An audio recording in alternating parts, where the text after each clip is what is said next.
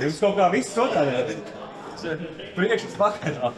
Bet viņi visu vienkārši un iekšā. Kuldīgas tehnoloģiju un turisma tehnikuma lielā zāle atvēlēta skolotājiem, gan tiem, kas strādā vispār izglītojošās skolās, gan profesionālajās un māca jauniešiem apstrādāt koku.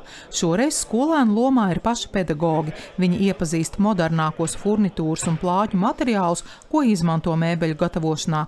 Tehnoloģiju skolotāja Daina Erenberga no Pūņu pamatskolas atzīst, ka uzzinājusi daudz jauna ne tikai par materiāliem, bet arī kā konstruēt mēbeli. Tas ir ļoti nozīmīgi mūsdienās, jo skolēniem digitāli tas ir jāmāca, un šīs programmas, kā to var izdarīt, es uzzināju, un to droši vien, ka ieviesīšu arī skolo. Noteikti es bērniem ļaušu un ieinteresēšu bērniem pašiem konstruēt šīs mēbeles, jo tas ir interesanti, ja?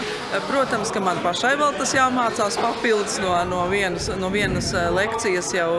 Tas tā kā neiesēžās pilnībā, bet tas ir interesanti, un es domāju, bērniem patīk strādāt ar datoriem. Man ir prieks, ka ir šādi semināri, kur mēs varam strādāt ar vienu no pasaulē labākajām furnitūrām. Ir profesionāļi, kas izstāsta par jaunākajiem plākšņu materiāliem, par jaunākajām iespējām. Ļoti svarīgi, ka šīs lielākas, mazākas skolas satiekās kopā un padalās arī ar savu pieredzi, jo viss jau balstās uz to realitāti, uz to pieredzi, un šeit arī, kā mēs jau redzam, pēc šīs praktiskās darbības mēs iegūstam tātad reālu izstrādājumu, taustāmu izstrādājumu. Tā nav tikai vienkārši tāda sausa parunāšana, kā dažkārt tas gadās semināros, bet šeit ir reāla darbība, noderīga darbība. Ko no tā visu, ko jūs te esat šajās 2 dienās apgūs, jūs nogādāsiet līdz saviem audzēkņiem? Modulārā profesionālā priekšmeta ietvaros es nedaudz atkāpšos no tā, kas man būtu jāmāca pēc programmas.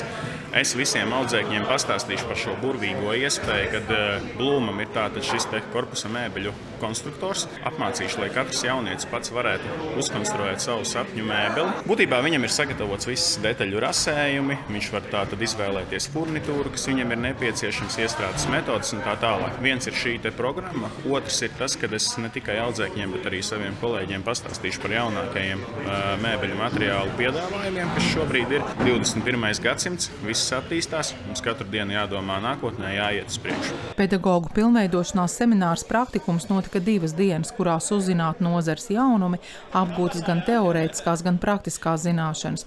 Katrs no uzrunātajiem pedagogiem atzina, ka būs idejas, ko tālāk nodot saviem audzēkņiem, atbilstoši viņu prasmēm. Es mācu 1. līmeņa profesionālo kokapstrādes programmu.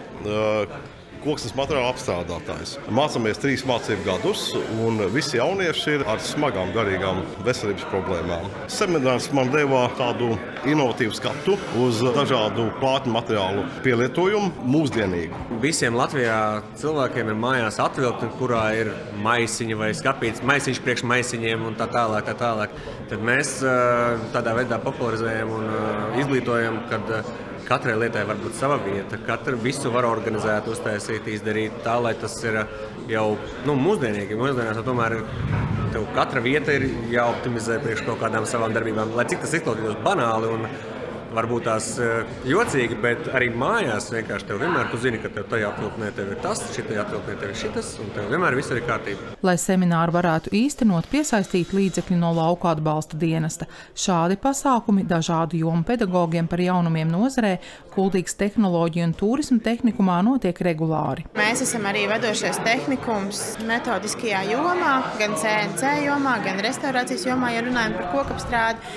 Un šobrīd mums top arī tehnoloģija centrs, kurā puse tehnoloģija centra lielās ēkas būs atvēlēta kokapstrādē. Mums jāiet līdz laikam, tā kā visur, un arī mēbeļu ražošanā daudz kas mainās. Seminārā piedalījās 30 pedagogi no dažādām mācību iestādēm Ogrē, Aizkrauklē, Rīgā, Liepājā, arī Kuldīgas, Talsu un Dienvidkurzemes novados. Ieva Benefelda, Lants Perševics, Skrundas televīzija.